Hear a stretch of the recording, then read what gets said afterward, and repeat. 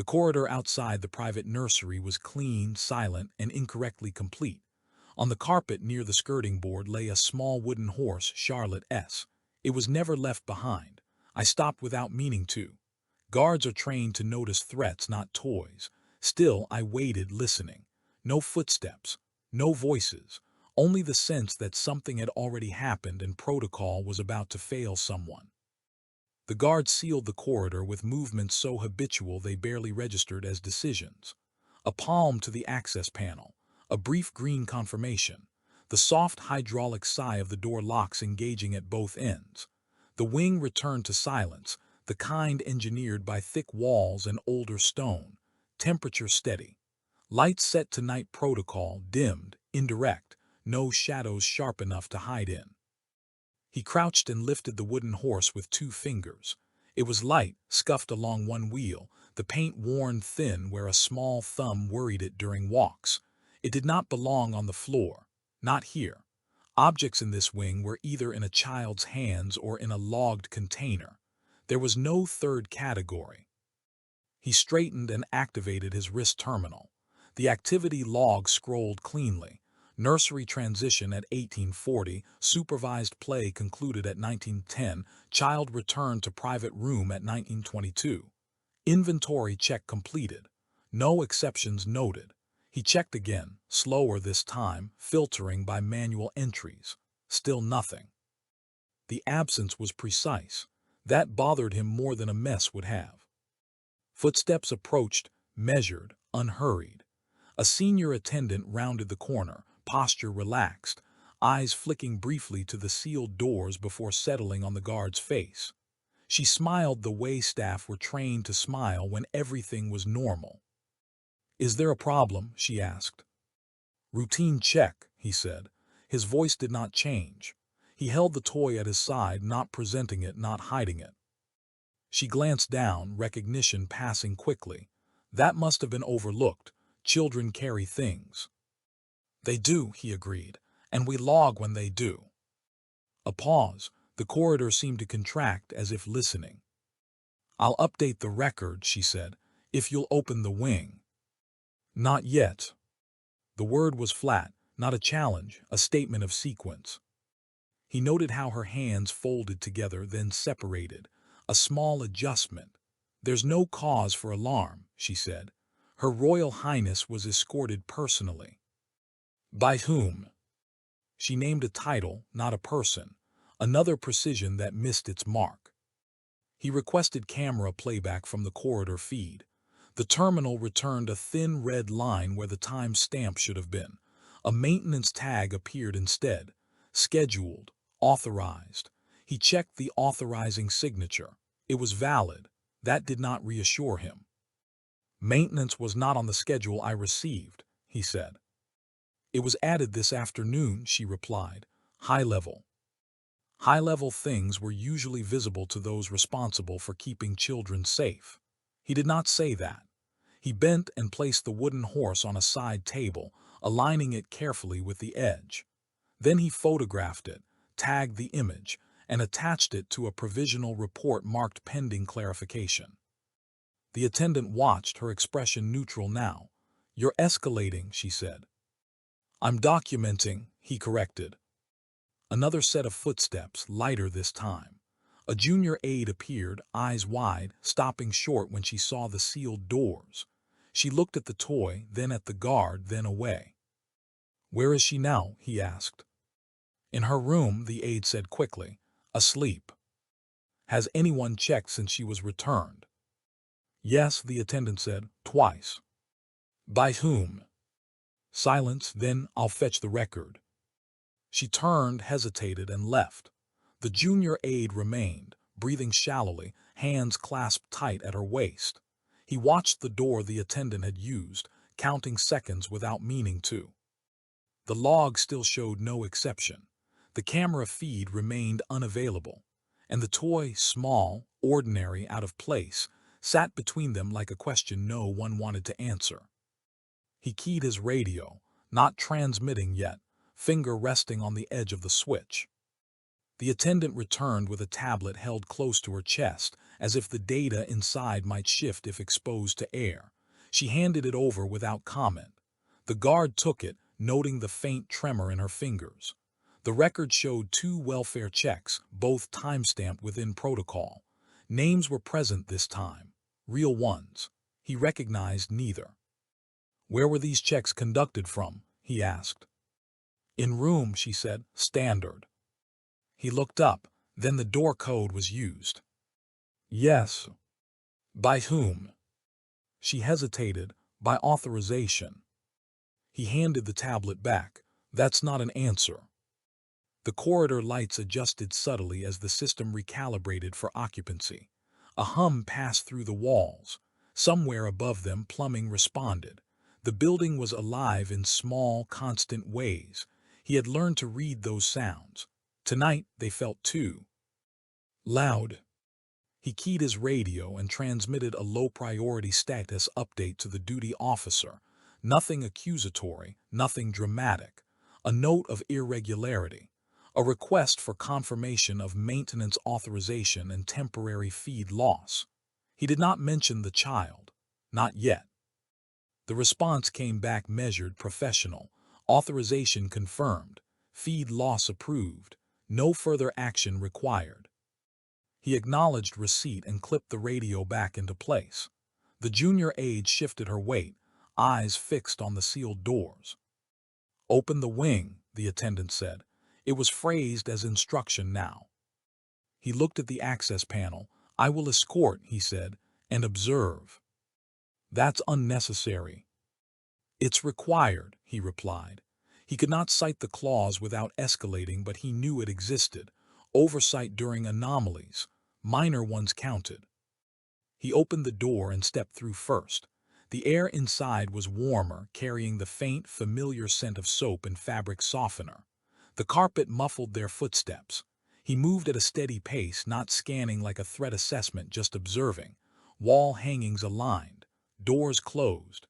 No marks on the skirting boards. No sound from the rooms. They stopped outside the private nursery. The door was closed. The attendant reached for the handle. "I'll go in alone," she said. He placed his hand on the doorframe, not blocking her, just present. "I'll stand here." She opened the door. The room beyond was dim, lit by a single lamp shaped like a cloud. The child lay in bed, turned toward the wall. A blanket rose and fell with shallow breaths. The attendant stepped inside, checked the bedside monitor, adjusted nothing. She did not approach the bed. She returned after less than a minute. "Asleep," she said. He nodded. "Thank you." They began to walk back down the corridor. Halfway he stopped. "One more thing." She closed her eyes briefly. "Yes." "The toy," he said. "Where was it supposed to be?" "In the playroom." "And when was the playroom last accessed?" She consulted her tablet. 1910. "And after that?" "No access logged." He looked back toward the nursery wing. The distance felt longer now. "I'll file the report," he said, "pending clarification."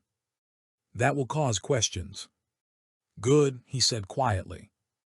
They parted without ceremony. He returned to his post, posture unchanged, senses tuned to the building's rhythms.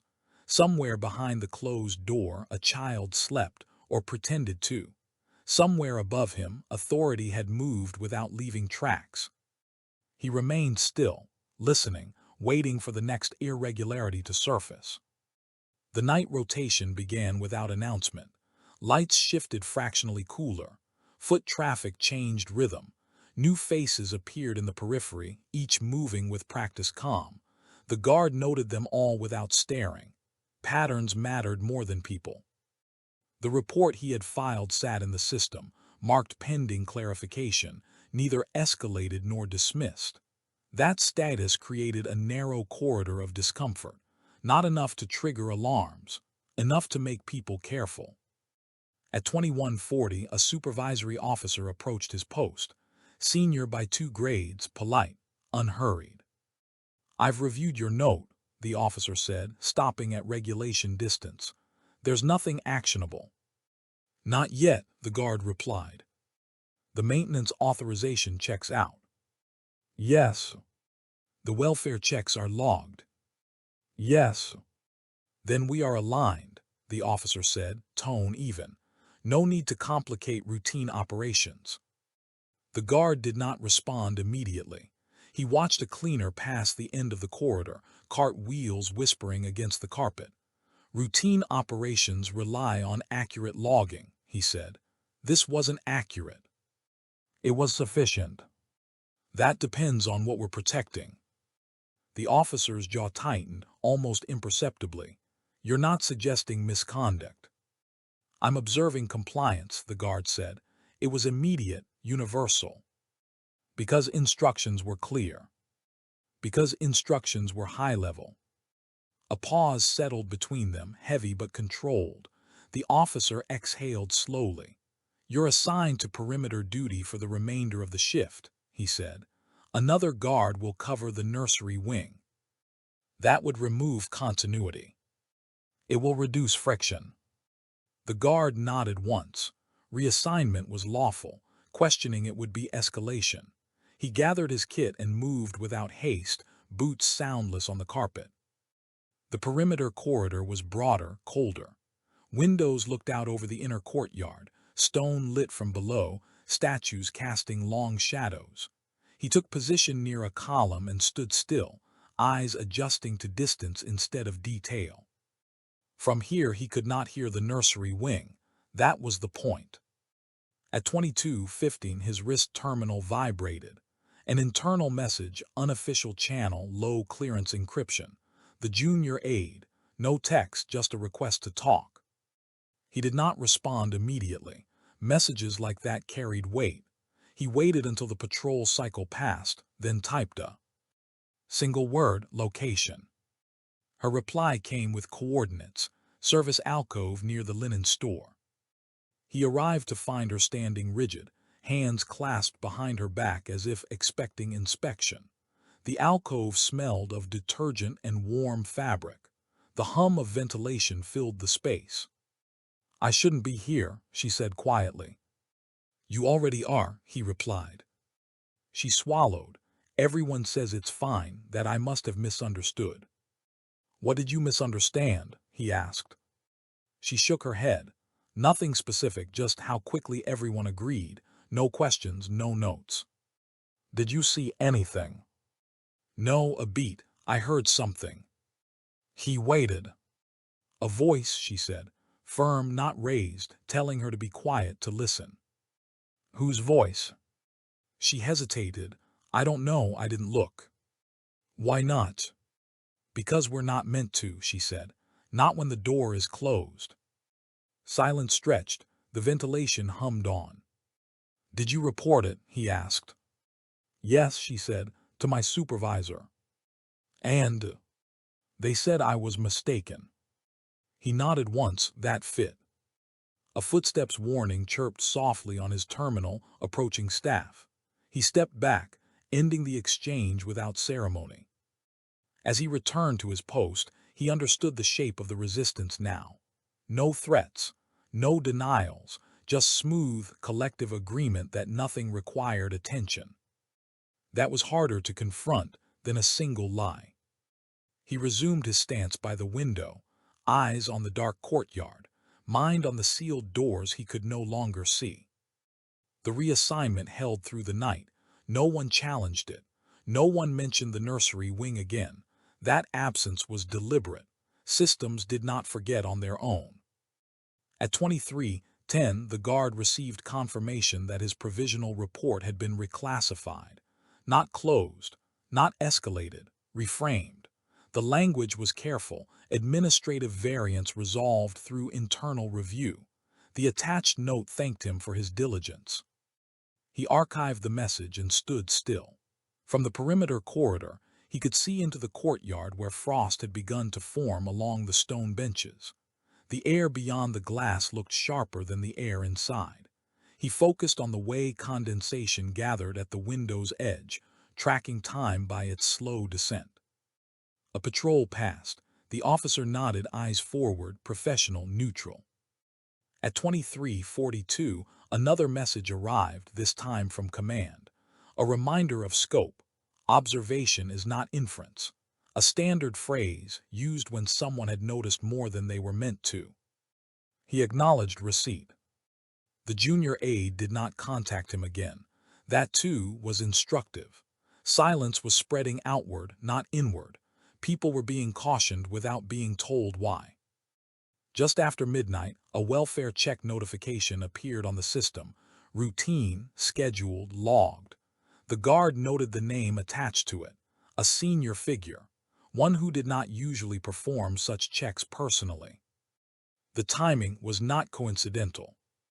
He requested access to the confirmation feed, knowing the answer before it arrived. Access denied. High-level privacy.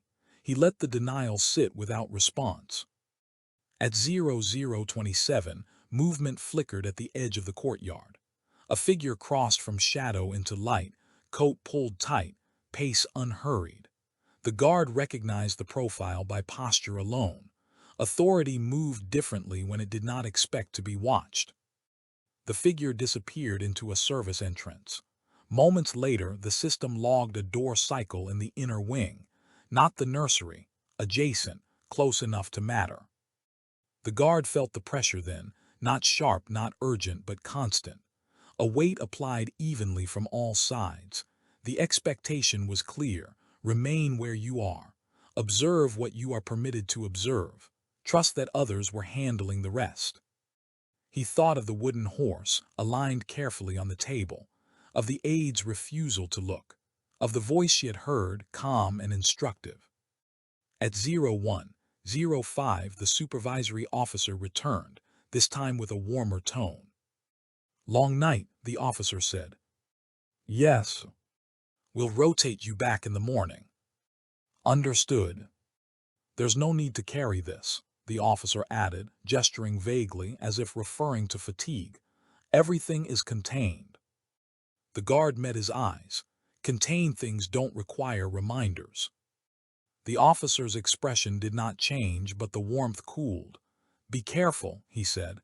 "Containment protects everyone." "Not everyone," the guard replied. He did not elaborate. The officer left without response. The rest of the shift passed without incident. That was the most telling detail of all. By morning, the building would present itself as orderly, complete, and correct. Logs reconciled, feeds restored, toys returned to their proper places. But the guard had learned something irreversible. Compliance here was not enforced through fear, but through ease. It was simpler to agree, safer to accept explanations that required no action. As dawn light began to creep into the courtyard, pale and indifferent, he understood that observation alone would no longer be enough. The story was moving, whether anyone acknowledged it or not. The guard was reassigned to the inner wing just after first light. No explanation accompanied the change. None was needed. Reassignments like this were framed as routine adjustments, but timing mattered. Morning softened everything: voices, decisions, memories. It was easier to believe that concerns raised at night belonged to the dark. The nursery corridor looked unchanged. Same carpet, same filtered light through the high windows. Even the wooden horse had been returned to its shelf, angled precisely where it appeared in reference photographs. He paused long enough to confirm the placement, then moved on. He did not request access. He was already cleared. Inside the private sitting room adjacent to the nursery, the air smelled faintly of citrus polish. A fire burned low behind glass, more symbolic than necessary. A nanny stood near the window, hands folded, posture attentive but guarded. "She's awake," the nanny said quietly, "but she doesn't want breakfast." "That happens," the guard replied. She asked if today was a school day. "It is." The nanny nodded, relief flickering across her face. She said good. He listened to the rhythm of the room, the soft crackle of the fire, the distant movement of staff beginning the day. Nothing urgent. That was the problem. "May I stand in?" he asked. The nanny hesitated, then stepped aside. She's quieter than usual. He entered the nursery without ceremony. Charlotte sat on the floor near the window, knees drawn up, hands resting flat on the carpet. No toy in her grip. That alone was notable. She did not look up when he came in. Her attention remained fixed on the light falling across the floor, watching dust drift through it. He stopped several steps away, not looming, not distant, present. "Good morning," he said. "Morning," she replied. Her voice was even, but it lacked its usual elasticity. Words arrived without momentum. He waited. Silence was not absence here, it was space.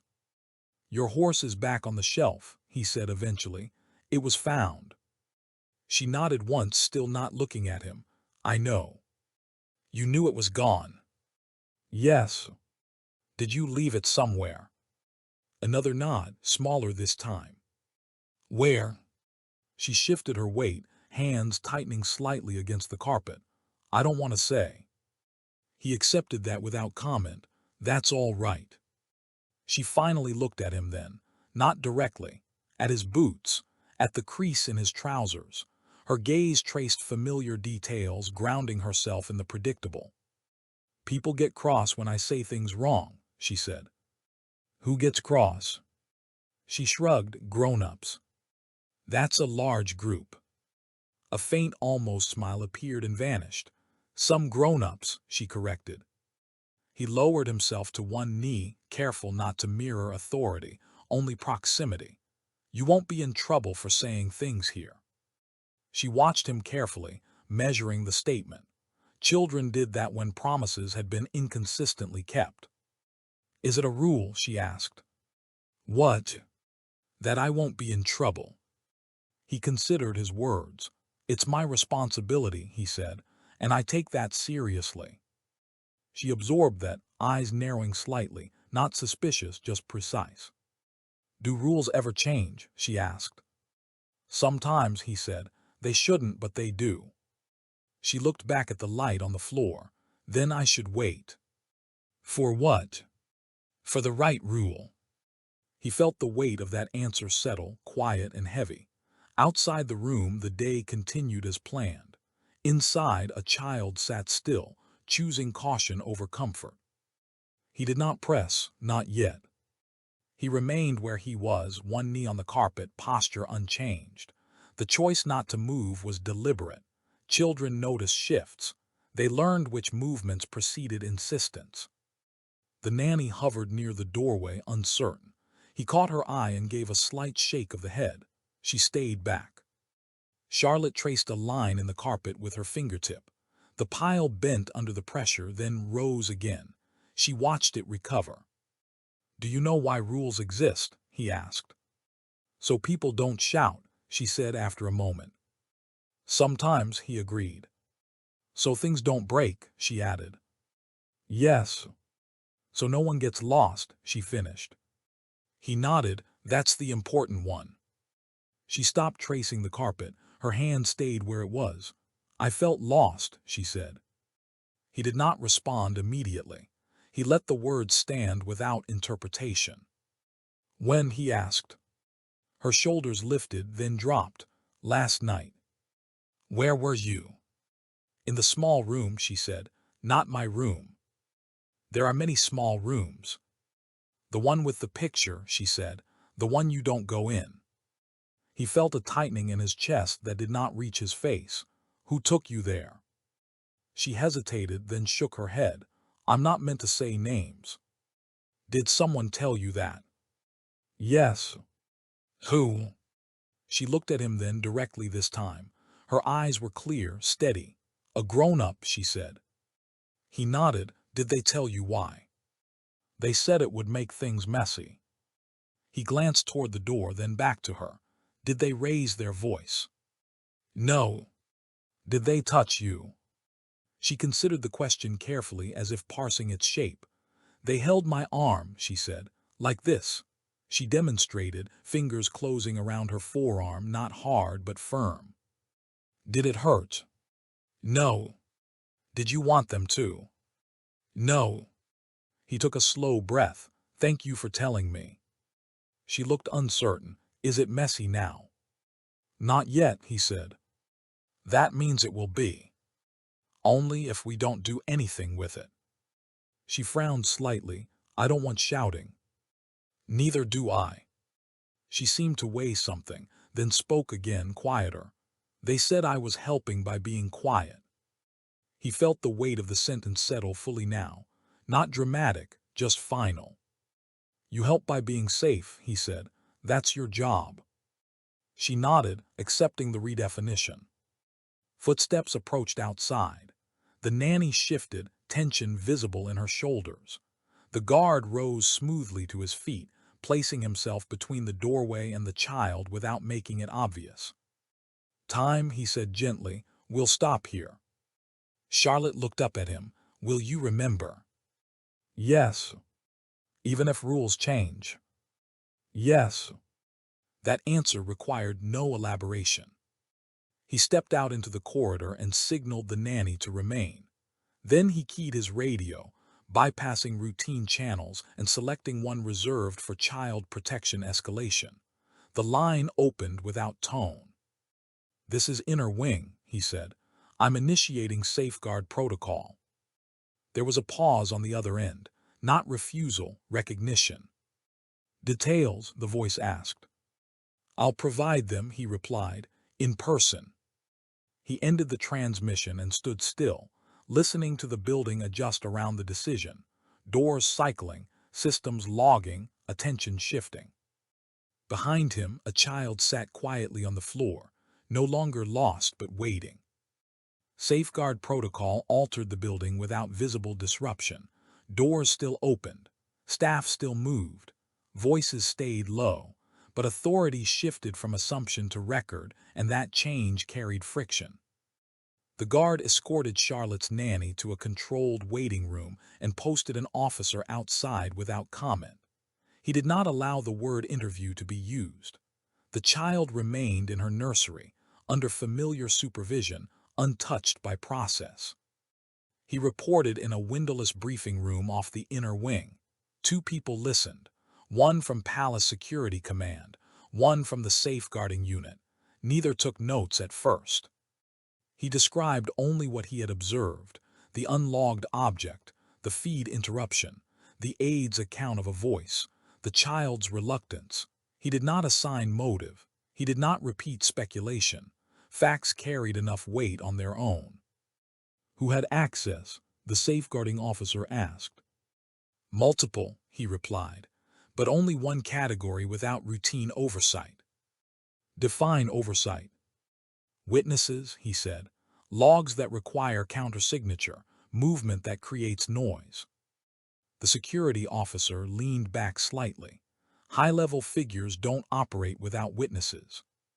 They do, the guard said, when the environment is designed to trust them. Silence followed, not disagreement, recognition. Did the child name anyone? The safeguarding officer asked. No. Did she describe the individual?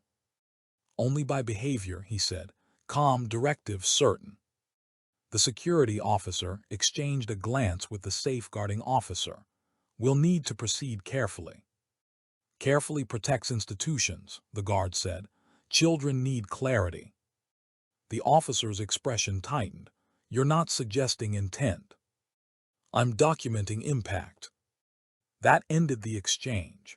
He was dismissed with instructions to remain available and maintain position near the nursery. The building accepted the decision with a series of small mechanical acknowledgments, access lights blinking, internal routes adjusting. Back in the corridor, he found additional personnel present, subtle, official. No one said why. An hour passed, then another.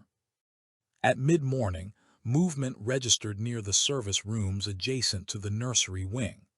The guard recognized the gate before he saw the face. Authority moved without hurry. It did not expect obstacles.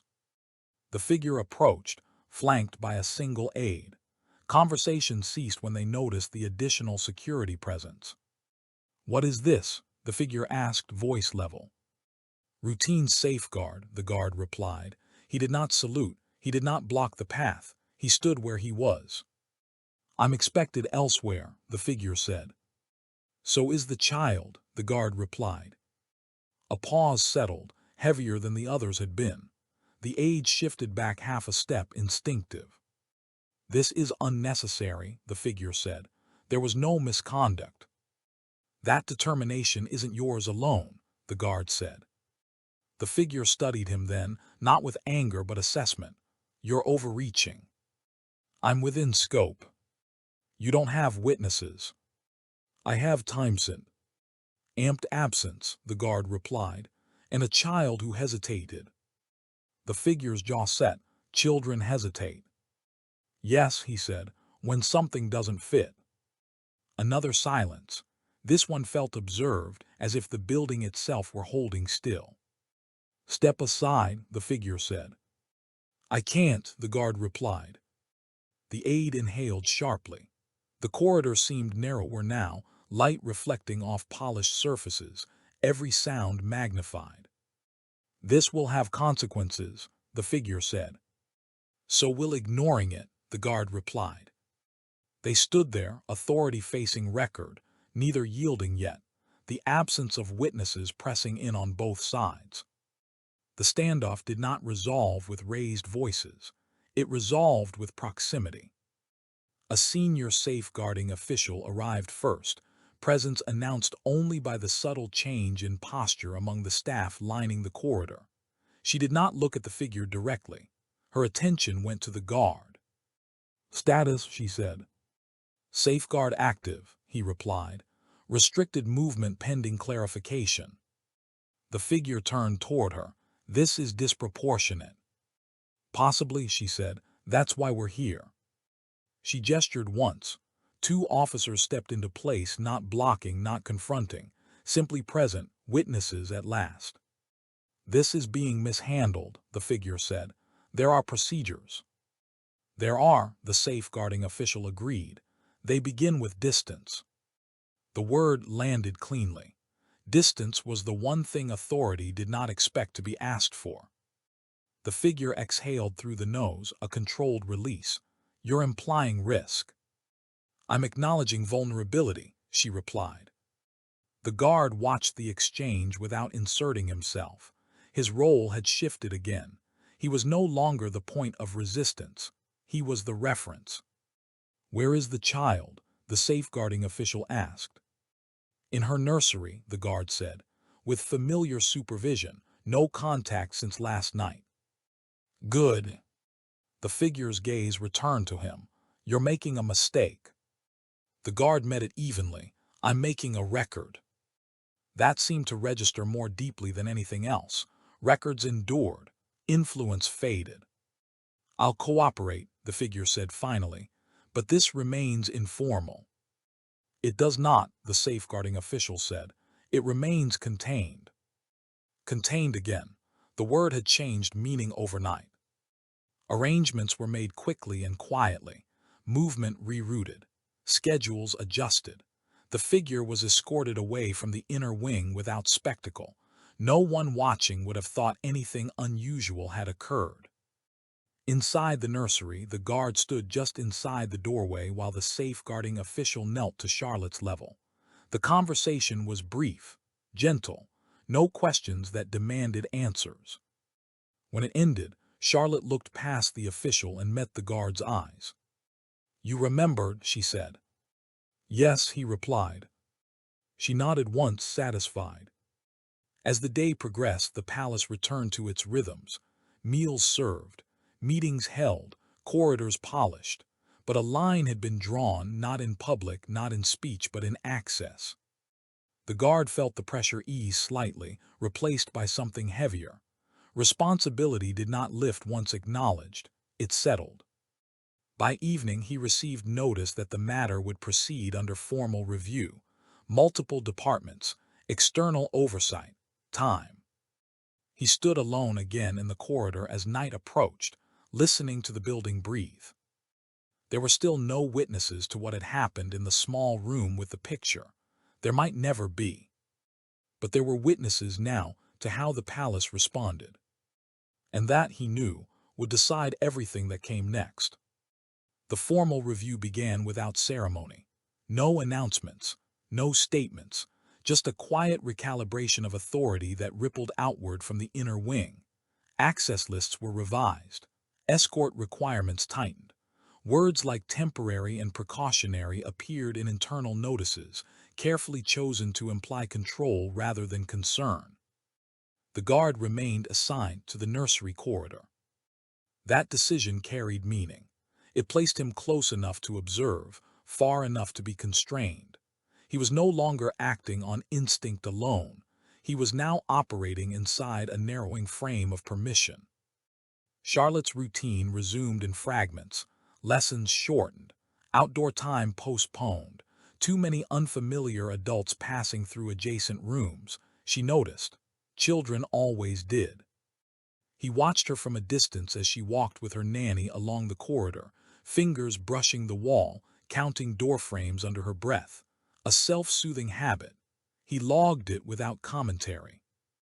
At 10:15, a directive arrived from command.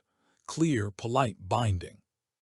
No further direct engagement, with the child outside scheduled safeguarding sessions.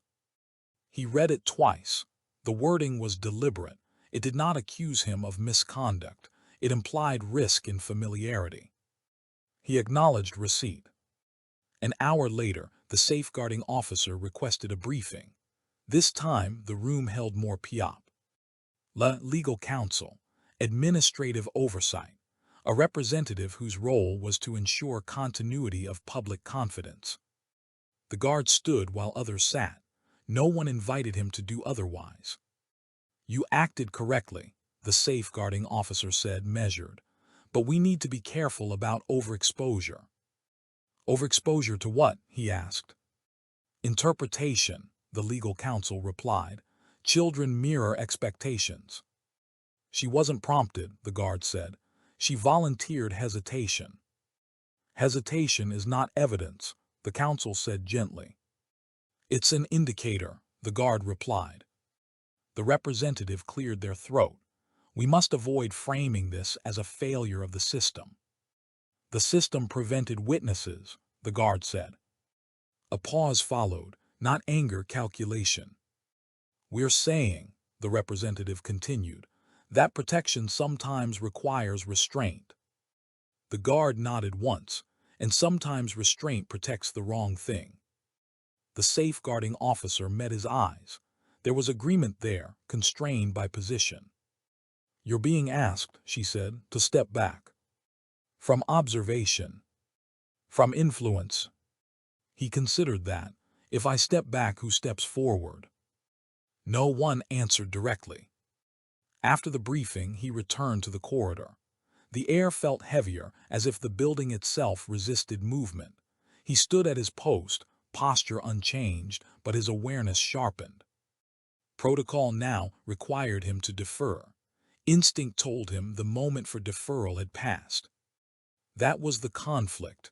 Not dramatic, not loud, just a narrowing gap between what was permitted and what was necessary.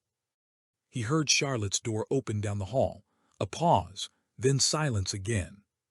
He did not move. Not yet. The directive settled into the day like dust, light, pervasive, difficult to remove once disturbed. The guard felt it in the way staff addressed him now, careful with tone, precise with phrasing. He was still trusted. He was also contained. Shortly after midday, a controlled safeguarding session concluded earlier than scheduled. He observed Charlotte being led back toward the nursery by two unfamiliar figures, both cleared, both appropriately credentialed. The nanny followed a half-step behind, hands clasped tightly, eyes forward. Charlotte's pace slowed as they neared the door. She stopped completely when she saw him. No words, just a pause. One of the figures glanced at the time, then gently guided her forward. The movement was correct, textbook. The guard noted how Charlotte's shoulders stiffened before she complied. He logged it. Minutes later, his terminal chimed again, a clarification to the earlier directive. Minimize visible presence during child transitions. Minimize, not remove, reduce. He adjusted his position by less than a meter, stepping into the shallow shadow cast by a column. From there he could still see the door, still hear it, still count the seconds between sounds. At 13:40, a message arrived from the safeguarding officer, unofficial channel. Are you observing anything new? He considered the question carefully before responding. Patterns, he typed, not incidents. The reply came after a delay. Understood, hold position. That afternoon, authority pressed again, this time indirectly. A senior administrator stopped near his post, speaking as if in passing. You've done well, the administrator said. It's important to let the process work. Yes, the guard replied. Over-involvement can complicate outcomes. It can, he agreed. The administrator smiled, satisfied, and moved on. As evening approached, the corridor quieted. Charlotte remained inside her room longer than usual. No play sounds, no footsteps pacing. The stillness was different now, intentional. At 18:05, a door cycled in the adjacent service corridor. Authorized, logged, no irregularity. The guard felt the familiar tension return, low and steady.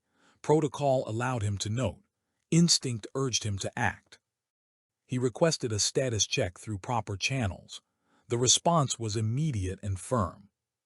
All is within safeguard parameters. He acknowledged and remained where he was. Moments later, a soft sound carried through the corridor. A single knock, light, almost hesitant. It came from inside the nursery. Not an alarm, not a call. A knock. He looked at the access panel. His clearance remained active. The directive echoed in his mind, no further direct engagement. The knock came again, slightly louder. He waited one breath longer than necessary, then another. Finally, he stepped forward, not toward the door but into clear view of it. Presence without intrusion. The door opened a fraction. Charlotte's face appeared in the gap. Are rules changing again? She asked quietly. He did not cross the threshold. No, he said. Then why does it feel different? He held his position, every instinct urging him closer. Because people are being careful.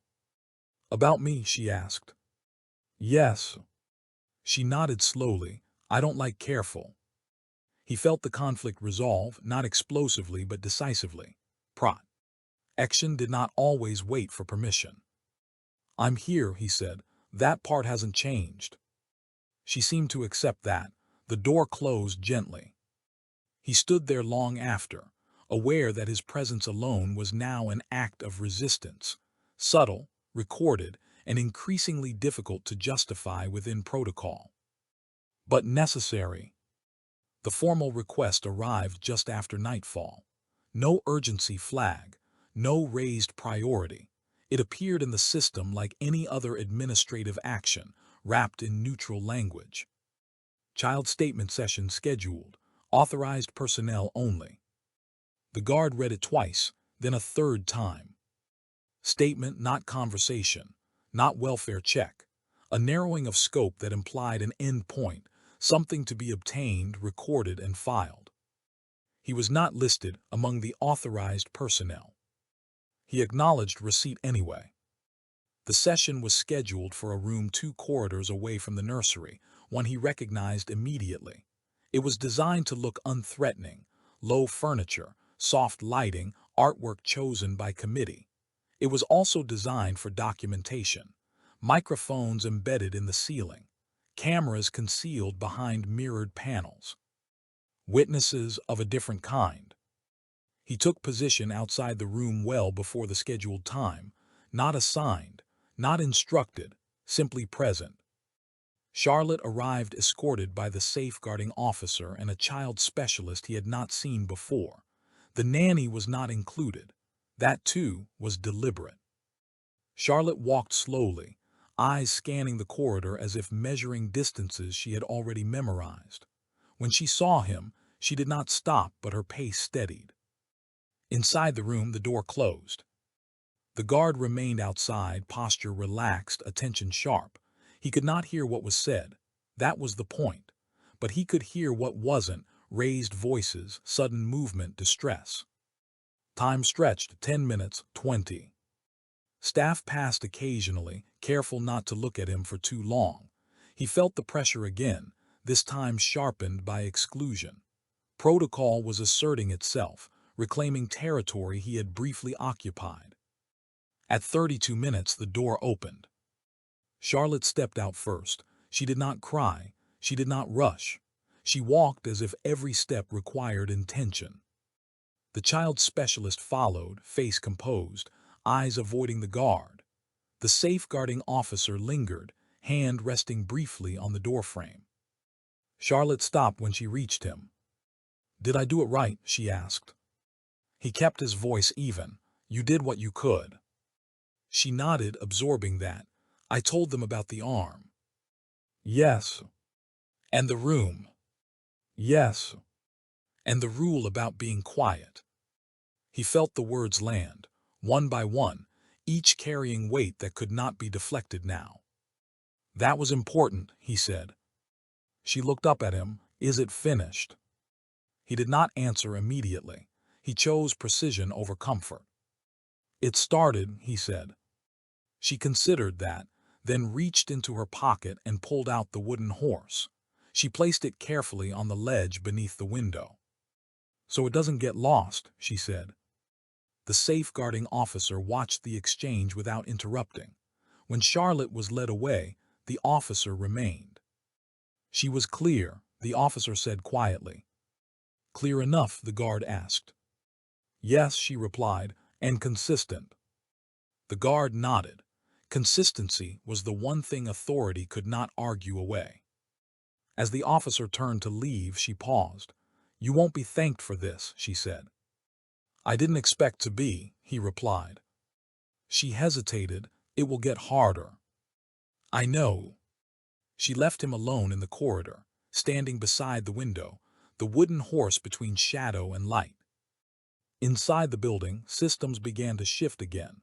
Records cross-referenced, access histories re-examined, conversations reframed. The disclosure had been made. Nothing would return to how it was.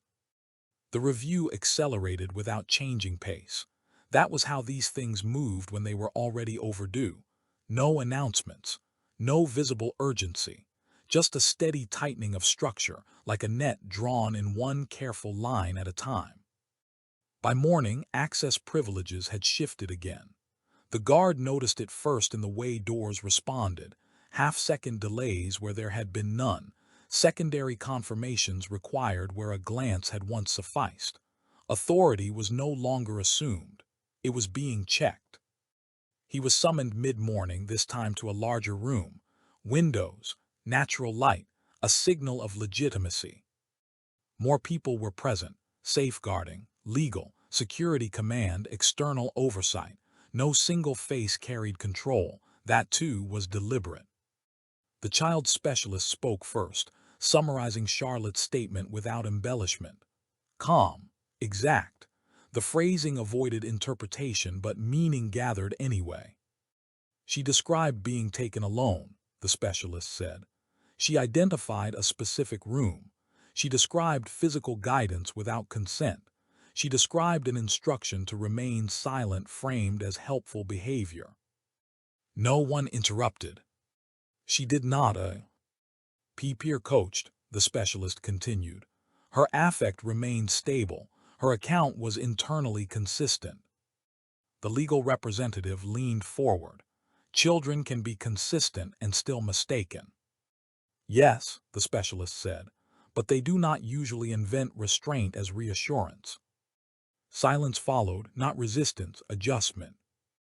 Access logs were reviewed, maintenance authorizations, escort records, the absence of countersignatures, gaps that had been invisible until someone decided to look directly at them. The guard was asked to speak last.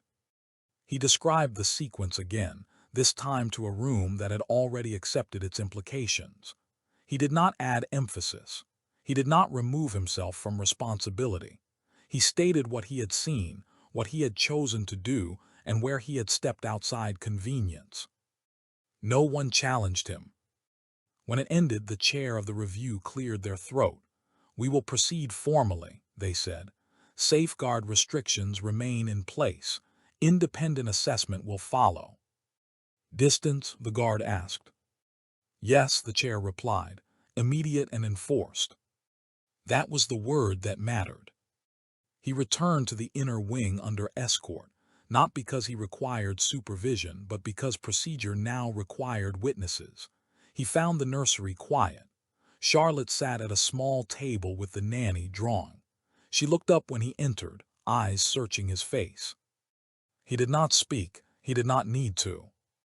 Later, he received the notification he had expected and still felt the weight of. Temporary reassignment pending review. Not punitive, protective.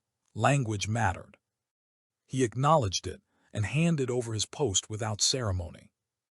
As he walked away from the inner wing, he felt the absence more sharply than he had expected. The building felt different when you were no longer responsible for its most vulnerable spaces. That evening, he stood in a different corridor, farther from the nursery, listening to sounds that no longer included a child's footsteps. The disclosure had changed the shape of authority inside the palace. It had also changed his. He did not know what consequences would follow, for himself, for others, for the institution that preferred quiet solutions. But one thing was certain. The child was no longer alone with silence. The intervention did not arrive as confrontation. It arrived as structure. By the time the guard was reassigned again, the palace had adjusted to a new geometry. Routes that once overlapped now avoided each other. Schedules were staggered. Access badges behaved differently depending on who carried them. Distance had been formalized. He was brought back into the inner wing under a revised role, observer, not lead. Present, not directive. The language was precise. It acknowledged his judgment while limiting its reach. Charlotte remained in the nursery suite. Familiar staff only.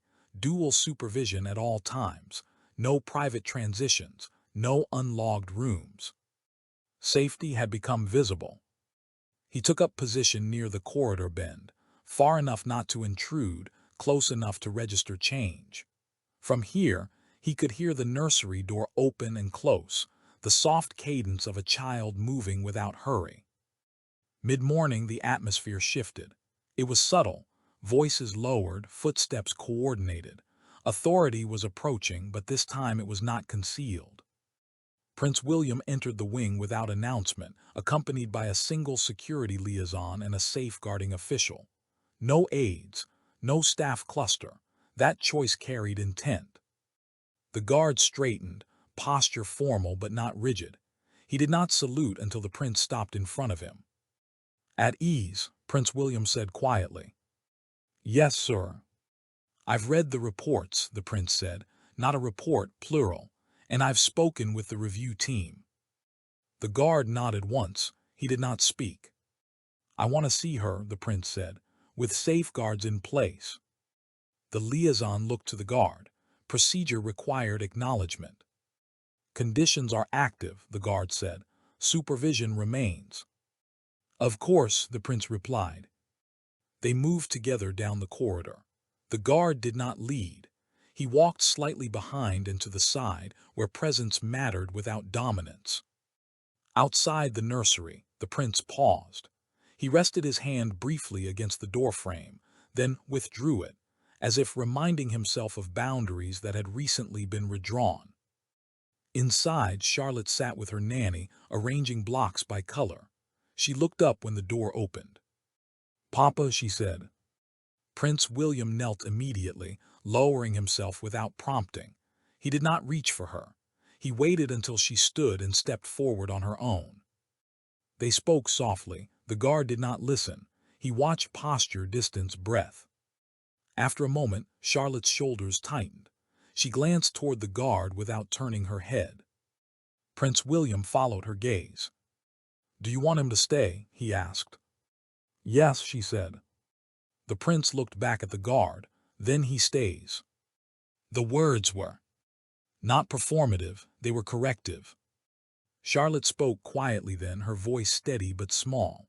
She did not look at her father while she spoke. She focused on the blocks, hands moving with purpose. Prince William did not interrupt. When she finished, he closed his eyes briefly, not in distress but in acknowledgement.